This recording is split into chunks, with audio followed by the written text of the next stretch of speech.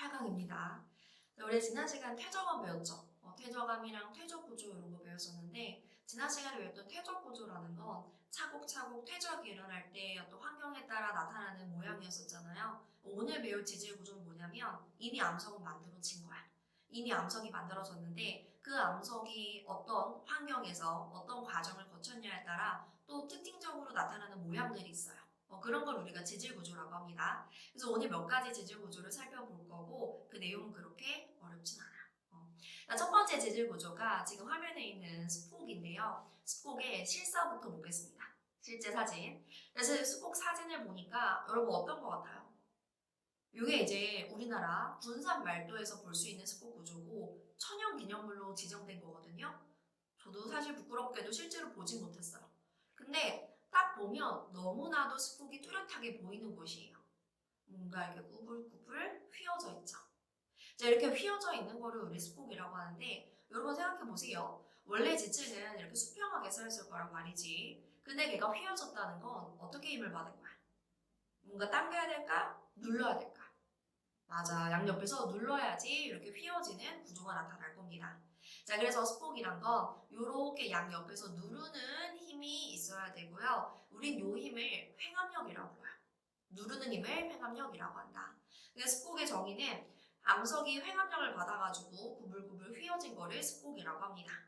이게 바로 습곡이고 이제 실사 말고 제가 습곡의 구조가 좀 잘 드러나게 그림을 그렸거든요. 그거 한번 같이 볼게요. 자, 지금 습곡은 우리가 습곡을 이렇게 세 가지 종류로 나눌 수가 있는데요. 나누는 기준이 뭐냐면 습곡에 축이 있어요. 습곡의 축이 요거예요. 요렇게. 가장 이렇게 볼록한 곳, 이렇게 습곡축면, 이쪽에도 습곡축이 있죠. 습곡축면. 그리고 경사습곡도 마찬가지로 이런 식으로 면으로 안 그리고 선으로 그릴게요. 횡압습곡도 이렇게 그릴 수가 있어요. 그럼 얘네 나눈 기준을 알겠지. 습곡축면이 수평면에 대해서 수직이야. 이렇게 딱 똑바로 서 있어. 그럼 우리가 정습곡이라고 부르는 거고 습곡축면이 수평면에 대해서 좀 이렇게 기울어져 있으면 그거 우리가 경사습곡이라고 하고요. 습곡축면이 완전히 수평면과 거의 평행하게 누워있으면 횡와습곡이라고 부르는 거예요. 이 종류는 그렇게 어렵진 않죠. 자, 근데 우리가 정습곡을 기준으로 제가 습곡에서 어떤 구조를 볼 건데 보면 위로 볼록한 부분이 있고 아래로 이렇게 오목한 부분이 있죠. 자, 우리는 습곡에서 위로 볼록한 부분을 배사라고 합니다. 그리고 아래로 볼록한 부분을 향사라고 합니다. 우리 사람 몸에서 위로 볼록 나온 곳이 어디가 있죠? 배야 배. 배가 위로 볼록 나와 있잖아요. 여러분 대부분의 사람들은 배가 조금은 위로 볼록 나와 있어요. 그래서 우리가 위로 볼록한 게 배가 위로 볼록 나왔으니까 배사다 이렇게 암기해 주시면 돼요. 그럼 제가 여러분한테 퀴즈 한번 해볼게요. 그림을 그려보겠습니다. 자, 이렇게 어떤 산이 있어. 그리고 그 아래 이제 단면을 보면 지층들이 이렇게 되어 있는 거야. 이런 식으로. 자, 요거는 배사일까 향사일까? 여러분이 이걸 보고 위로 볼록 솟아올랐네. 배사다. 하시면 안 됩니다. 우리가 배사냐 향사냐 이거 따지는 건 이 단면에 있는 이 지층들이 아래로 볼록 위로 볼록이냐로 따지는 거거든요. 이건 아래로 볼록이니까 향사인 거예요. 그 위에 나타난 드러난 지형이라는 건 풍화 침식에 의해서 달라질 수 있는 거잖아요. 그걸 보는 게 아니고 단면을 봐가지고 배사 향사를 판단한다라는 거. 자, 이렇게 배사와 향사 받고 뭐 경사습곡과 횡화습곡 같은 경우도 배사와 향사는 있겠죠. 근데 우리 잠깐 횡화습곡을 볼게요. 자, 횡화습곡을 보면 형광펜 여러분 요층 있죠? 요층 요거를 지금 제가 노란색으로 칠하는 거를 1번 층이라고 할게요. 여기 1번이야 1번. 그리고 색깔을 좀 바꿔서 색깔을 초록색으로. 그래서 두 번째 집중, 색칠에 집중. 이렇게 초록색 이렇게 했어. 그러면 노랑이랑 초록 중에 누가 더 젊은 애일까? 맞아, 우리는 뭐 아래부터 쌓이니까 아래에 있는 애가 늙은 애고 위에 있는 애가 젊은 애거든요. 노란 애 1번이라고 할게요. 노란 애가 젊은 거고 늙은 거고 초록애 2번이라고 할게요. 2번이 더 젊은 애예요. 그러면 정상적이라면 노란 애가 초록 애보다 아래에 있어야지 정상이야. 그런데 이렇게 횡화스폭이 생기다 보면 어떤 부분이 있냐면 이런 부분이 생기는 거지. 이런 부분. 이 부분 보세요. 초록색이 노란색보다 아래에 있게 되는 거예요. 분명히 초록색은 노란색보다 나이가 어린데 더 아래에 위치하게 된다. 이런 걸 우리가 두 글자로 맞아. 이런 거 바로 역전이라고 하는 거죠. 이런 역전이 횡화스폭에서 나타날 수 있다는 거야. 그래서 우리가 스폭의 종류는 정스폭, 경사스폭, 횡화스폭이 있고 횡화스폭 같은 경우는 역전이 나타날 수 있다라는 것까지 봤습니다. 됐죠? 자, 이제 두 번째 지질 구조로 넘어가 볼게요. 자, 두 번째 지질 구조는 단층입니다. 자, 단층도 우리가 실사부터 볼 건데 단층의 실사를 보니까 얘는 뭐 어떻게 된 것 같아? 얘 휘어진 게 아니고 끊겼어. 얘가 뭐 힘을 받아가지고 뚝 하고 끊긴 거예요. 뚝 하고 끊기고 끊긴 것만 하는 게 아니고 이동까지 했어요. 위아래로 움직이기까지 했습니다. 자, 그래서 우리가 단층의 정의는 이렇게 말할 거예요. 암석이 뚝 깨져가지고 이제 경계면이 생기겠죠. 그걸 우리는 단층면이라고 하는데 그 단층면을 경계로 양쪽의 암석이 이동해서 어긋나 있는 구조를 단층이라고 하는 거예요. 됐어요? 자, 그럼 나와 있는 이 사진에서 단층면을 표시를 해보자. 표시를 해보면 이게 단층면이겠지. 그럼 잘 들어보세요. 우리는 이 단층면을 경계로 있는 양쪽, 지금 이 왼쪽에 있는 돌덩어리와 오른쪽에 있는 돌덩어리 중에 누가 상반이고 누가 하반인지를 알아내야 돼. 상반과 하반. 상반이란 건 위에 있다라는 거고 하반이란 건 아래에 있다는 거야. 그런데 이 위냐 아래냐라는 거는 단층면을 기준으로 위냐 아래냐를 의미하거든요. 여러분 여기서 왼쪽과 오른쪽 중에 누가 상반일 것 같아요? 이게 처음에 잘 이해한 친구들은 그거 하나도 어려운 게 아닌데 하겠지만 이게 좀 헷갈리는 친구들도 분명 있어요. 왜냐면 나도 학생 때 헷갈렸거든. 나도 학생 때 상반 찾는 걸 잘 못했거든요. 이렇게 하면 됩니다.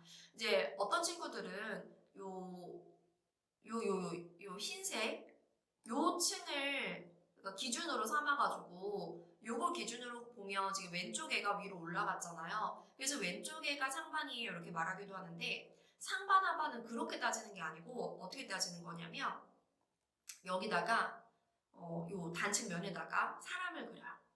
쫄라맨을 그립니다. 이렇게 사람을 그리면 사람의 머리가 있고 사람의 발이 있죠. 그리고 사람의 머리 있는 게 상반신이잖아. 그래서 머리가 있는 곳이 상반이고 사람의 발이 있는 곳이 하반이다. 이렇게 판단하는 게 제일 좋아요.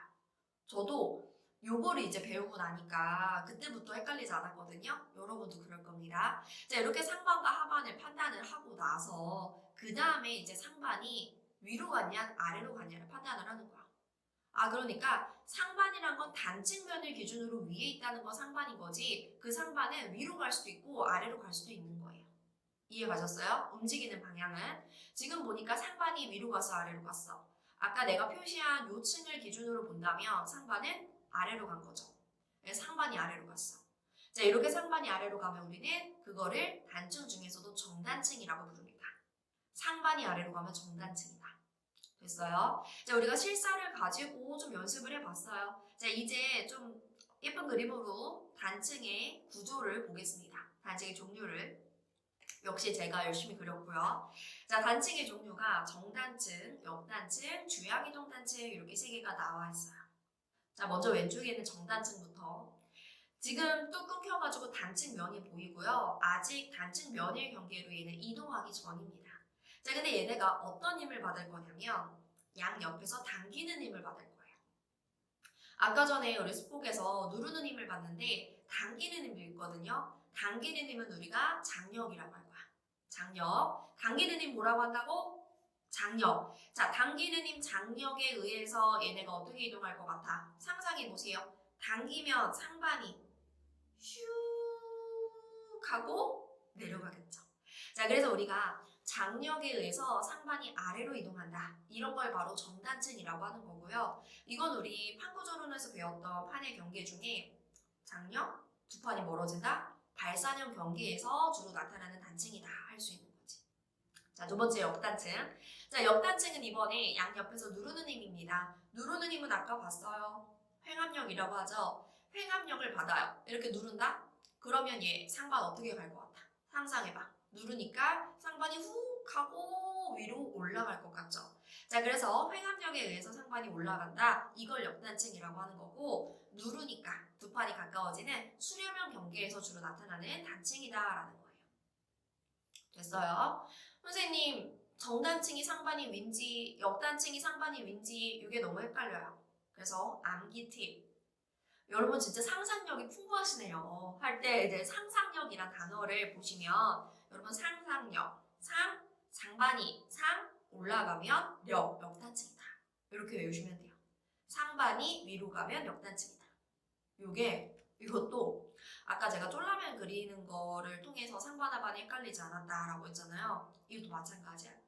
내가 학교 다닐 때, 선생님이 학교 다닐 때 선생님도 EBS 강의를 되게 열심히 봤었거든요. 근데 내가 학교 다닐 때 봤던 그 EBS 강의에서 선생님이 역단층은 상상력이야 뭐 이런 식으로 설명을 해주셨어요. 그걸 들으니까 내가 절대 잊혀지지가 않았던 거죠. 그래서 여러분도 상상력, 상반이 위로 가면 역단층이다. 암기법의 대물림 현상. 자, 그 다음에 이제 마지막 세 번째 주향이동 단층은 얘는 위아래로 이동하는 게 아니에요.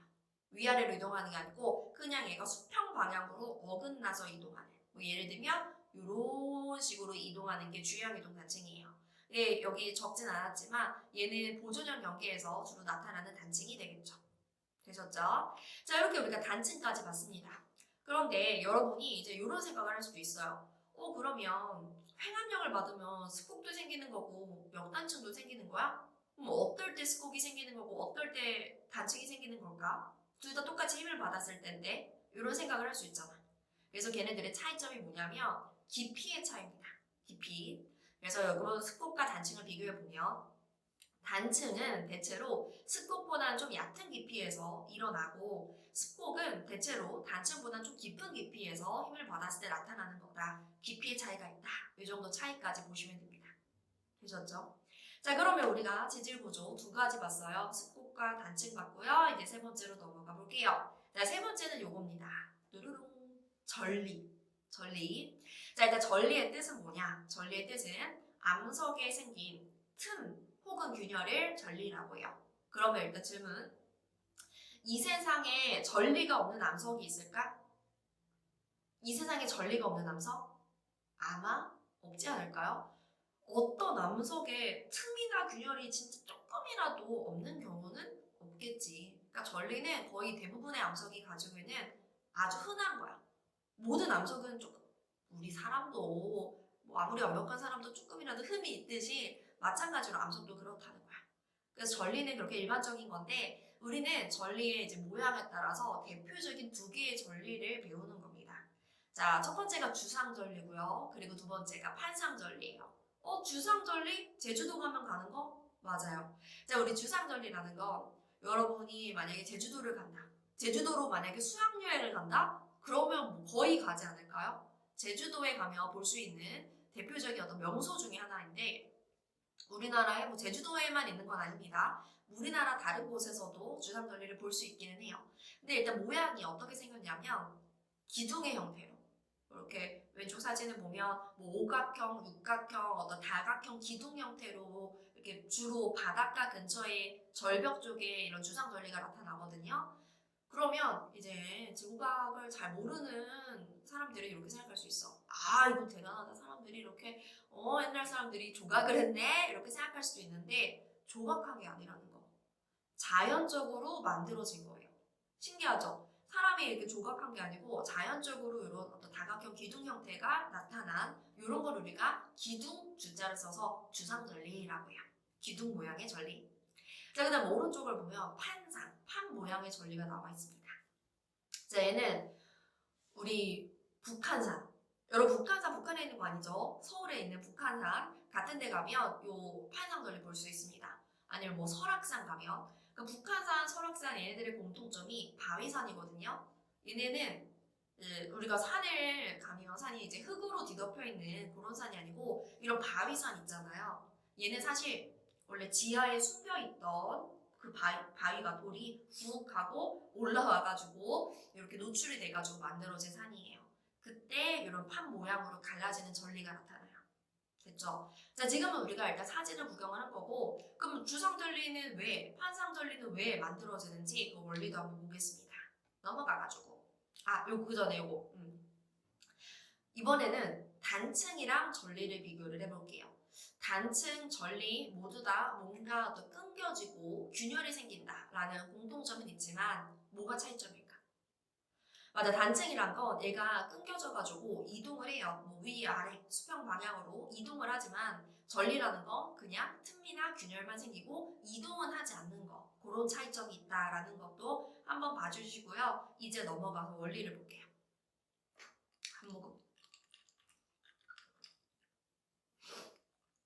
이게 지금이 제가 촬영할 때가 아침이거든요. 지금 갑자기 딴 얘기. 개학을 앞두고 있어요.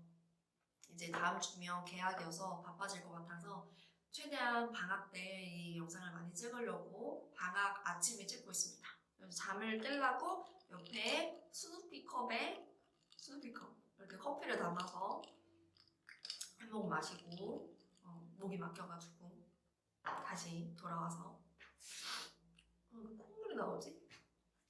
자, 왼쪽에 주상절리, 오른쪽에 판상절리가 있어요. 자, 왼쪽에 주상절리, 이런 어떤 기둥 형태의 전리를 주상절리라고 합니다. 지금 제가 그린 그림에는 육각기둥이 있지만 육각기둥뿐만 아니라 뭐 사각, 오각기둥 형태로 다각형 기둥 형태로 이런 주상절리가 나타나는데요. 이 주상절리는 어떻게 만들어진 거냐면 용암 있죠. 마그마가 지표 바깥으로 분출하면 우리가 그 용암이라고 하잖아요. 근데 그 용암은 되게 빠르게 굳는다라고 했어요. 빠르게 굳어요. 왜냐면 지표 바깥쪽은 지하에 비해서 온도가 낮으니까 빠르게 굳어요. 특히나 거기가 바다라면 얘가 이제 물이 있는 바다면 더 온도가 낮으니까 더 빠르게 굳는 거죠. 그렇게 빠르게 굳으면 얘가 빠르게 수축을 하면서 중심을 기준으로 수축하면 이런 다각형 형태의 기둥이 되거든요. 그래서 원리를 읽어볼게요. 자, 주상절리는 세 번째 줄. 지표로 분출한 용암이 중심 방향으로 빠르게 식으며 수축하면서 만들어지는 거다. 그렇기 때문에 화산암과 심성암 중에 화산암에서 주로 나타나는 전리이다. 됐죠? 자, 근데 반면에 오른쪽에 판상전리를 보면 얘는 일단 얇은 판 형태. 그래서 요거를 이제 양파 껍질이다라고 표현하기도 해요.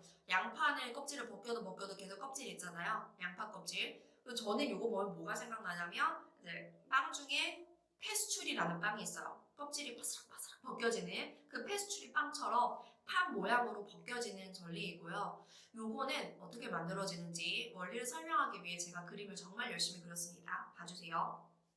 자, 그림을 봐봐. 지금 여기 지하에 돌이 있는데 이 돌은 뭐냐면 지하에서 마그마가 굳어서 만들어진 심성암이야. 한 번 더. 이 돌은 지하에서 마그마가 굳어서 만들어진 심성암이야. 그런데 시간이 지나면 이 바깥에 노출된 땅들은 풍화 침식돼가지고 이런 식으로 깎일 수가 있어요. 그러면 그 전에 비해서 이 지하에 있는 심성암을 누르는 힘이 감소하니까 심성암은 어떻게 하고 싶을까? 원래 나를 이렇게 눌렀었는데 누르는 힘이 감소하니까 훅 하고 올라가고 싶은 거예요. 올라가고 싶다. 그래서 판상전리가 훅 하고 위로 올라갑니다. 심성암이 그걸 우리가 위로 올라가는 거 융기라고 하고요. 이렇게 융기를 하잖아요. 여러분 보세요.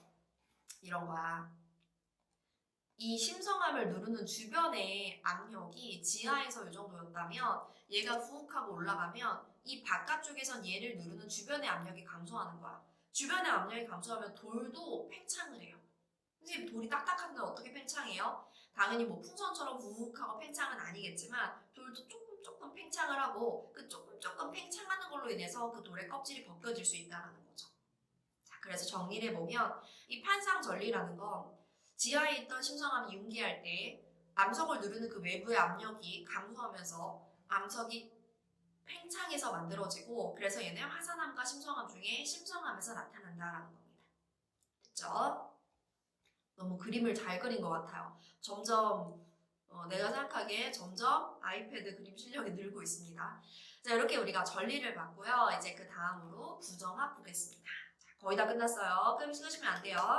자, 부정합. 자, 일단 부정합이라는 게 뭐냐면 우리가 정합이라는 거는 지층이 차곡차곡 쌓였을 때 위아래 사이에 시간에 어떤 끊김이 없는 연속적인 걸 정합이라고 해요. 그 부정합은 끊김이 있다는 거지.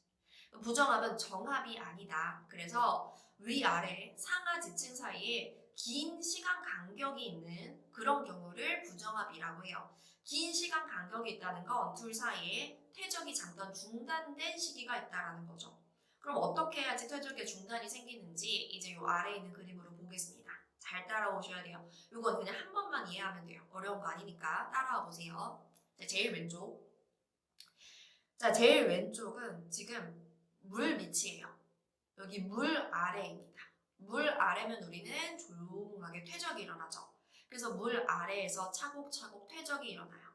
여기 보라색 쌓이고 핑크색 쌓이고 연한 노란색 쌓이고 진한 노란색 쌓이고 차곡차곡 퇴적이 일어나는데 얘가 뭐 어떠한 사건을 거쳐가지고 위로 훅 하고 올라오게 돼요.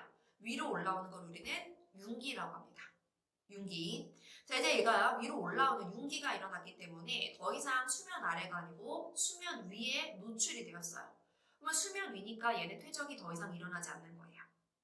아, 퇴적이 일어나던 애가 위로 윤기를 해가지고 수면 밖으로 노출되었으니까 이제 더 이상 퇴적은 일어나지 않는다. 퇴적이 한동안 일어나지 않는데 얘가 이제 노출이 되었기 때문에 여기 이제 바람도 불고 비도 내리고 하거든요. 그러면 땅이 깎인다는 거지. 그래서 얘는 윗부분이 풍화 침식이 일어나요. 그래서 얘 땅이 깎였죠. 울퉁불퉁한 깎였기 때문에 울퉁불퉁한 침식면이 보이고 보이나 동글뱅이들 제일 바깥에 노출되었던 이 진한 노란색이 풍화 침식 받으면 얘의 이제 쪼개진 알갱이들이 이렇게 조금만 암석으로 이런 식으로 생긴다는 거예요. 이런 걸 우리가 기저여감이라고 부를 겁니다. 기저여감, 아래 있는 여감. 자, 그 다음에 이번에는 위로 올라가는 게 아니고 내려갈 거예요. 자, 우리는 내려가는 걸 이번에 침강이라고 하거든요. 침강이 일어납니다. 얘가 아래로 침강해가지고 이제 다시 수면 아래로 내려가게 되고요. 수면 아래에 놓이게 되면 다시 퇴적이 일어나겠지. 그래서 그 아까 말했던 기저여감 위에 또 핑크색, 초록색이 차곡차곡 퇴적이 일어나요. 그러면 우리는 먼 훗날 제일 오른쪽에 있는 상황만 보는 거야. 오른쪽에 있는 상황을 본다면 생각해봐. 지금 너무 굵어. 너무 굵어서 펜으로. 이렇게 울퉁불퉁한 내가 지금 빨간색으로 표시한 면을 경계로 아래와 위는 연속적이지가 않아. 이 아래와 위 사이에 정말 긴 시간 간격이 있어요. 그동안 얘 침강도 했고 풍화 침식도 받았고 다시 침강했고 굉장히 긴 시간의 간격이 있다라는 거죠. 이 면을 기준으로 이런 걸 우리가 부정합이라고 하는 거예요. 됐습니까?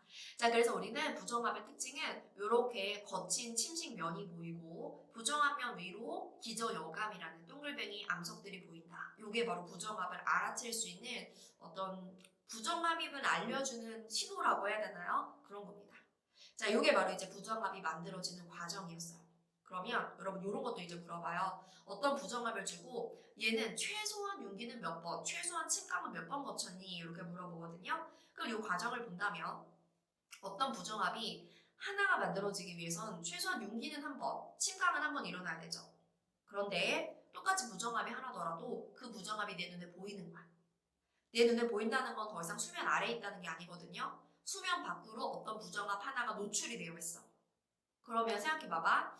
여기 이제 이 똑같은 모양인데 이 수면이 없다는 거지. 그러면 여기에서는 최소한 윤기는 2번 일어났을 거야. 부정합의 과정에서 윤기 한 번 일어났을 거고 얘가 우리 눈에 노출되기 위해서 한 번 더 윤기가 일어났을 거야. 그리고 최소한 침강은 한 번 일어났겠죠. 그래서 어떤 부정합을 봤을 때 걔가 노출이 되어 있다면 우리는 부정합의 개수에다가 플러스 1하면 그게 최소한 윤기가 일어난 횟수인 거고 부정합의 개수만큼 침강이 일어난 횟수다. 이런 것도 그러니까 팁으로 알아주면 좋을 것 같아요. 됐죠? 부정합. 자, 그럼 부정합도 종류가 있습니다.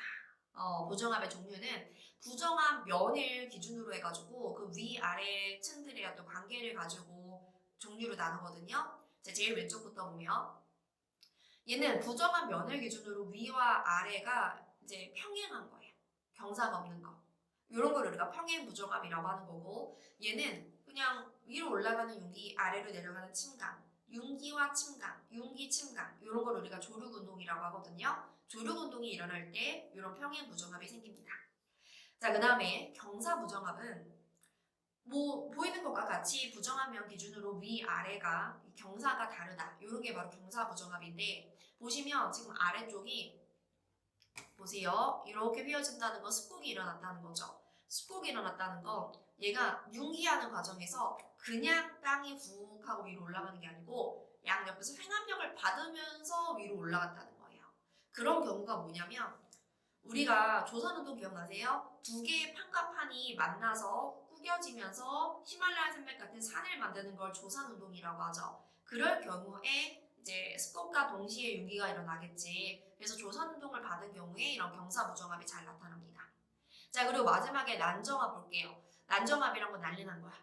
난리 났다는 건 뭐야? 뭔가 어떤 변동이 있었다는 거지. 막 뜨거운 마그마 이렇게 생각이 나죠. 그래서 얘는 부정한 면을 경계로 부정한 면 아래에 뭐 심성암, 지하에서 마그마가 굳었다든가 변성암, 변성을 받았다든가 이런 게 있으면 우리는 얘를 난정합이라고 합니다. 그래서 부정합의 종류는 평행, 경사, 난정합이 있다라는 거 이렇게 우리가 부정합의 종류까지 봤고요. 자, 이제 우리 지질 구조가 어느새 한 개가 남았어요. 커피 한 모금 마시고 자, 그 다음 지질 구조 관입과 포획 보겠습니다. 자, 관입이 뭐냐? 지금 그림을 봐봐. 자, 그림에 있는 이 노란색이 그냥 땅이에요. 땅의 단면을 제가 그린 건데 어떤 땅에 마그마가 봐봐. 마그마가 훅 하고 들어와. 마그마 훅 하고 기존에 있던 암석을 뚫고 들어오는 거. 요걸 우리가 관입이라고 해요. 한 번 더 볼까? 훅 관입인 거야. 자, 이게 관입이야. 그럼 생각해 보세요. 기존에 있던 노란색 암석들은 얼마나 뜨겁겠어. 마그마가 갑자기 훅 나를 뚫고 들어와. 너무 뜨겁지? 특히나 어디가 뜨겁냐? 요 마그마랑 접촉하고 있는 부분은 너무 뜨거울 거야. 그래서 기존에 있던 노란색 암석 중에 특히나 이 관입한 마그마랑 접촉하고 있는 부분은 너무 뜨거우니까 성질이 변하는 거예요. 열을 받아가지고 성질이 변한다.